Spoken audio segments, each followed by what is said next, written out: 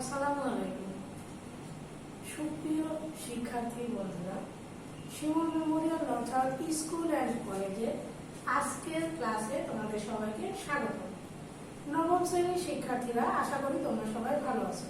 তোমাদের সাথে আছি আমি পারভিন, সহকারী শিক্ষক, Shimul memorial north school and college.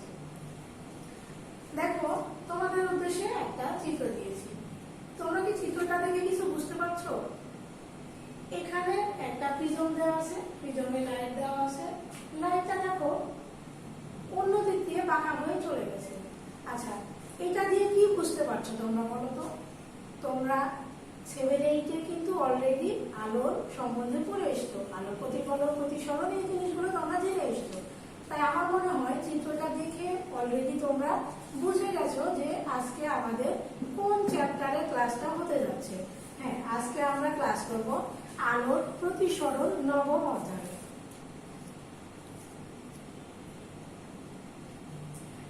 এবার আসো, আজকের আলোচ্য বিষয়ের আগে আমরা জেনে নিই আজকে কি কি শিক্ষণফল আমরা জানতে পারবো আজকের ক্লাস শেষে। প্রথমে যেটা আলোর প্রতিসরণ কি সেটা বলতে পারবে, প্রতিসরণের নিয়ম ব্যাখ্যা করতে পারবে, প্রতিসরণের সূত্র বর্ণনা করতে পারবে, প্রতিসরণাঙ্ক নির্ণয় করতে পারবে। এছাড়াও পূর্ণ অভ্যন্তরীণ প্রতিফলন, মরীচিকা সম্বন্ধে তোমরা আজকে জানতে পারবে। এবার আসো, আজকের আলোচ্য বিষয় কি কি আছে, অর্থাৎ আজকের ক্লাস আমরা কতটুকু জানব। আজকের ক্লাস করব আমরা প্রথমে আলোর প্রতিসরণ, প্রতিসরণের নিয়ম, প্রতিসরণের সূত্রগুলো, প্রতিসরণাঙ্ক নির্ণয় শিখব, ক্রান্তিকোণ, পূর্ণ অভ্যন্তরীণ প্রতিফলন এবং মরীচিকা সম্বন্ধে আমরা জেনে নেব।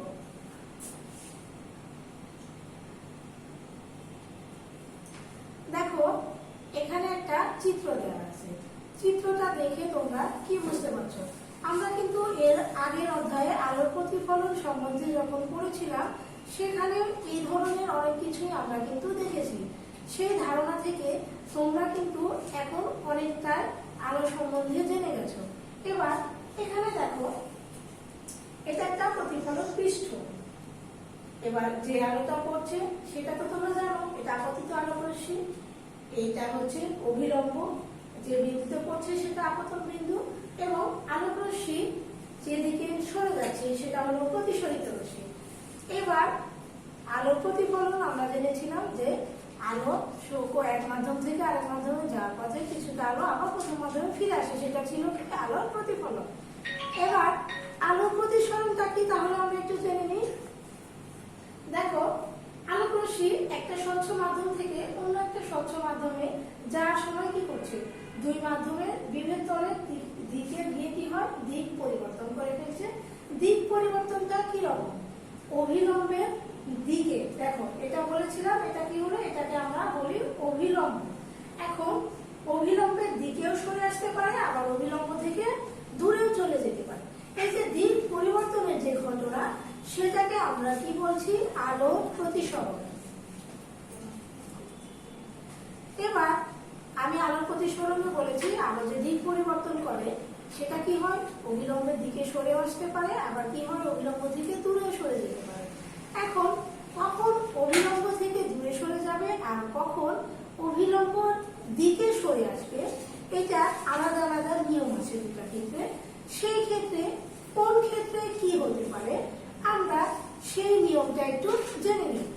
আসো, আলোর প্রতিসরণের প্রথম নিয়মটা আমরা জেনে নিই।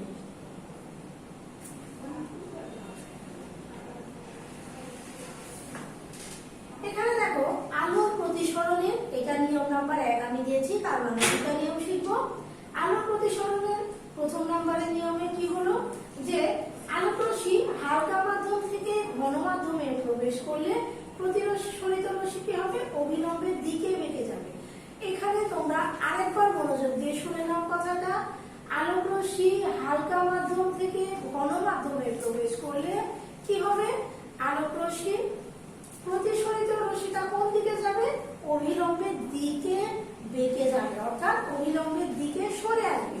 এটা কখন হবে, যদি আলোক রশ্মি হালকা মাধ্যম থেকে ঘন মাধ্যমে প্রবেশ করে তখন হবে।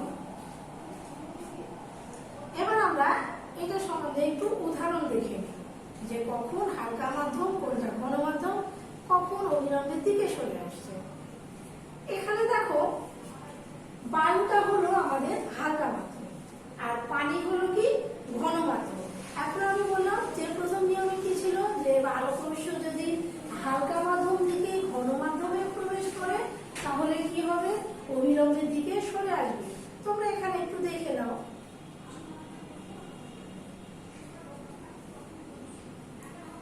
দেখো যে রশ্মিটা পড়ছে সেটা আমাদের কি হলো, সেটা আমাদের আপতিত রশ্মি, ঠিক আছে। এখন আপতিত রশ্মি, এটা আপতন কোণ, এটা অভিলম্ব, এটা বায়ু মাধ্যম, এটাকে আমরা বলছি কি বিভেদ তল অথবা দুই মাধ্যমের মধ্যে যে তলটা সেটা।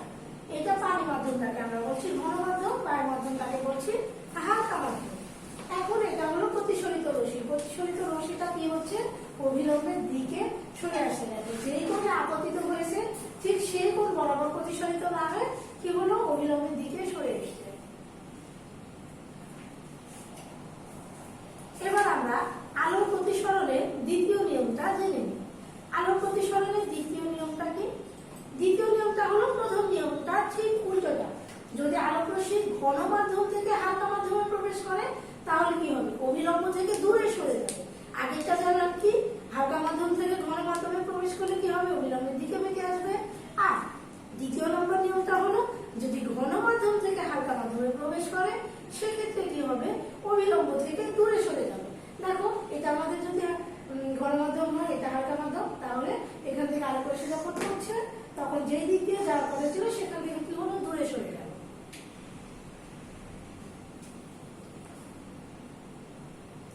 এবার আমরা উদাহরণ দেখে নিই। উদাহরণটা কি, ঘন মাধ্যম হিসেবে আমরা কি দিয়েছি, এটা কাচ মাধ্যম যেটা হলো ঘন মাধ্যম, আর হালকা মাধ্যম হলো বায়ু মাধ্যম। এটা আপতিত রশ্মি, এটা তো অভিলম্ব তোমরা জানোই, আর এটা হলো ঘন মাধ্যম। এখন ঘন মাধ্যমে কি হলো, যদি যে কোণে আপতিত হলো তাতে কি হলো, প্রতিফলিত রশ্মিটা দূরে সরে গেছে।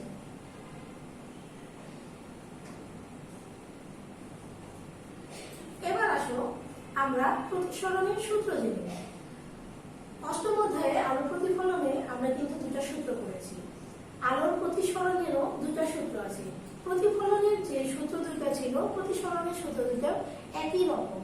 প্রথম সূত্রটা কি ছিল, আপতিত রশ্মি। প্রতিফলনের ক্ষেত্রে ছিল আপতিত রশ্মি, প্রতিফলিত রশ্মি, প্রতিসরিত রশ্মি, অভিলম্ব সবগুলোকে একই সমতলে অবস্থান করবে। দেখো প্রতিসরণের সূত্রটা ঠিক একই রকম। আপতিত রশ্মি, প্রতিসরিত রশ্মি, আপতন বিন্দুতে অবিলম্ব সবগুলো কি হবে, একই সমতলে অবস্থান করবে। দ্বিতীয় সূত্রটা ছিল একজোড়া নির্দিষ্ট মাধ্যম ও নির্দিষ্ট বর্ণের আলোর জন্য আপতন কোণ এবং প্রতিসরণের কোণ দুটা সমান হতো।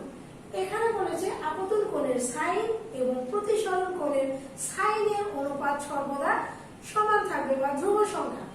এই সূত্রটাকে আবার বলা হচ্ছে স্নেলের সূত্র। তাহলে আলোর প্রতিসরণের দ্বিতীয় সূত্রটাকে কি বলা হয়, স্নেলের সূত্র। এটা তোমরা অবশ্যই ভালোভাবে মনে রাখবে। এবার আসো আমরা চিত্র থেকে জেনে নিই কিভাবে সূত্র দুটা কাজ করছে। দেখো এটা হলো কি আপতন বিন্দু, এটা আপতিত রশ্মি, এটা প্রতিফলিত রশ্মি, এগুলো অভিলম্ব। প্রথমটার ক্ষেত্রে কি হবে, সবগুলো একই সমতলে সমানভাবে অবস্থান করছে। আর দ্বিতীয় সূত্রটা কি হবে, আপতন কোণের সাইন মানে আপতন কোণটা এবং প্রতিফলন দুটা সবসময় সমান এবং ধ্রুব থাকবে।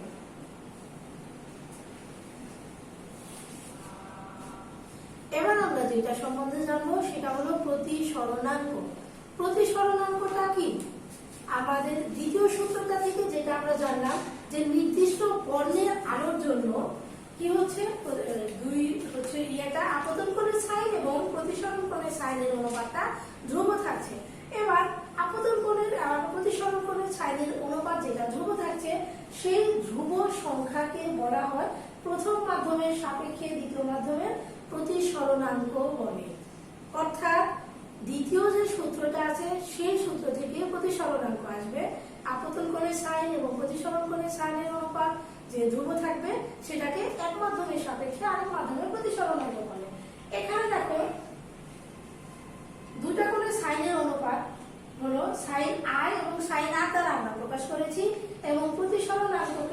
আমরা প্রকাশ করছি এ এ বি দ্বারা, দুটা মাধ্যম এ বি, এখানে এন বোঝানো হয়েছে কোন মাধ্যমের সাপেক্ষে সেটাকে। এখন দেখো এটা হচ্ছে যেমন এ ও বি দুটা মাধ্যম এবং আলোক রশ্মি এ মাধ্যম থেকে বি মাধ্যমে কি হচ্ছে প্রবেশ করছে এবং এর ফলে প্রতিসরণাঙ্ক এন হয়, তবে এ এর সাপেক্ষে বি এর প্রতিসরণাঙ্কটা হবে এটা।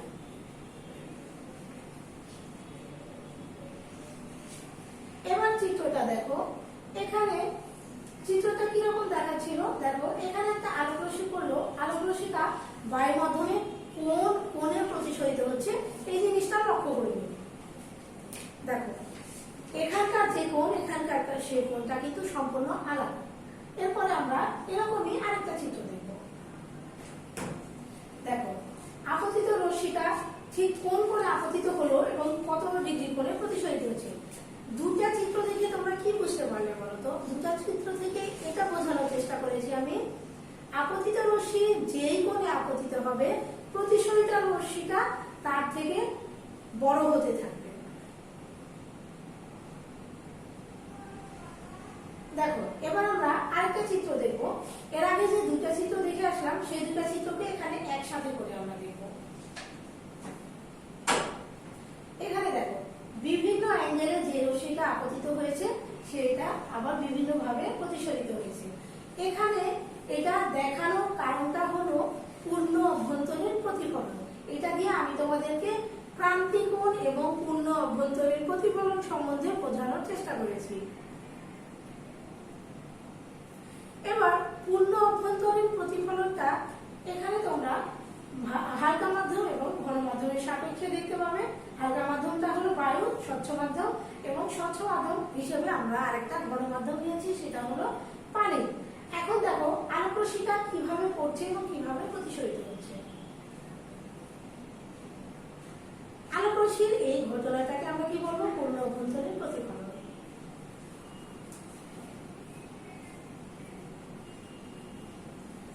এবার আমরা জেনে নিব মরীচিকা সম্বন্ধে। মরীচিকা কথাটা তোমরা সবাই শুনেছো। আসলে মরীচিকাটা কি? মরীচিকা বলতে আদৌ কি কিছু রয়েছে? মরীচিকাটা মূলত হলো দৃষ্টিভ্রম, মানুষের চোখের দেখার যে ভুল সেটা হলো মরীচিকা। মরীচিকাটা কেন দেখা যায়? হালকা বায়ুর সাপেক্ষে ঘন বায়ু এই দুটার পূর্ণ অভ্যন্তরীণ যে প্রতিফলন, সে পূর্ণ অভ্যন্তরীণ প্রতিফলনের ফলাফলটাই হলো মরীচিকা। মরীচিকা কোথায় কোথায় দেখা যায়? সব থেকে সহজ এবং ভালো উদাহরণ হলো মরীচিকার মরুভূমিতে যখন কোনো তৃষ্ণার্ত পথিক মরুভূমিতে যাওয়ার সময় মনে করে দূরে কোথাও পানি আছে, এই যে সে ভুল মনে করে, কাছে গিয়ে কিন্তু পানি দেখতে পায় না, ওর যে ধারণাটা ভুল, এটাকেই বলা হচ্ছে মরীচিকা। আচ্ছা এই মরীচিকাটা কেন হয়? আসুন আমরা এবার জেনে নিই মরীচিকাটা কি সেটা সম্বন্ধে। মরুভূমিতে যখন সূর্যের তাপ পড়ে, সূর্যের তাপে নিচের বায়ুটা উত্তপ্ত হতে থাকে, আর উত্তপ্ত বায়ুটা সবসময় কি হয়? হালকা হয়। আর ঠিক লেভেল থেকে একটু ওপরের বায়ুটা কি হয়?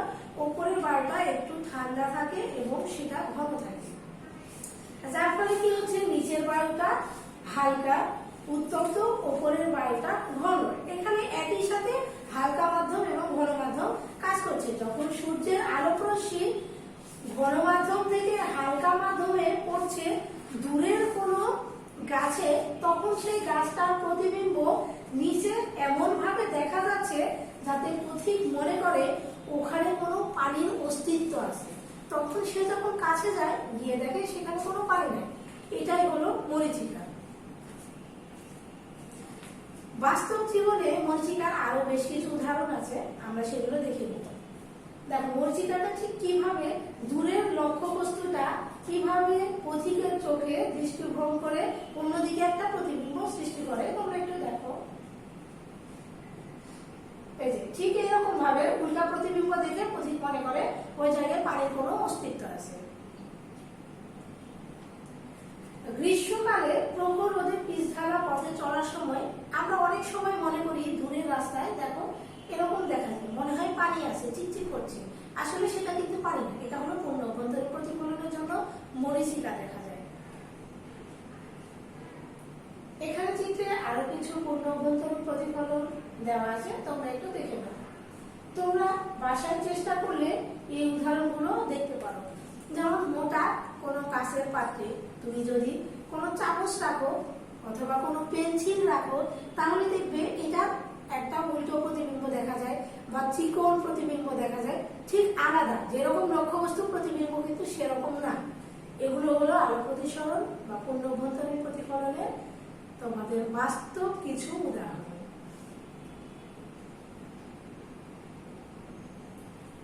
এবার আসো, এতক্ষণ আমরা ক্লাসে যে বিষয়গুলো নিয়ে আলোচনা করলাম, যে বিষয়গুলো শিখলাম, অনেক কিছুই শিখলাম। আলোক প্রতিসরণ, প্রতিসরণের সূত্র, পূর্ণ অভ্যন্তরীণ প্রতিফলন, মরীচিকা, এই সব কিছু থেকে আজকে মূল্যায়নের প্রশ্নগুলোর উত্তর তোমরা দিয়ে দাও তো। প্রথম প্রশ্নটা হলো, আলোক রশ্মি কাচ মাধ্যম থেকে যদি বায়ুর মাধ্যমে প্রবেশ করে তাহলে প্রতিফলিত রশ্মি কোন দিকে বেড়ে যাবে? দ্বিতীয় প্রশ্ন, আলোক রশ্মি বায়ুর মাধ্যম থেকে কাচ মাধ্যমে প্রবেশ করলে আপতন কোণ ও প্রতিসরণ কোণের মধ্যে কোনটি বড় হবে? 3 নম্বর প্রশ্ন, স্নেলের সূত্রটা বলো। স্নেলের সূত্র কোনটা বলো তো? প্রতিসরণের দ্বিতীয় যে সূত্রটা সেটাকে বলেছি আমরা স্নেলের সূত্র। 4 নম্বর হলো, বায়ুর সাপেক্ষে কাচের প্রতিসরণাঙ্ক 1.5 বলতে কি বোঝায়? আজকে আমরা যে ক্লাসটা করলাম তোমরা এতক্ষণে বুঝে গেছো, ক্লাসটা খুব সহজ এবং সিম্পল ক্লাস।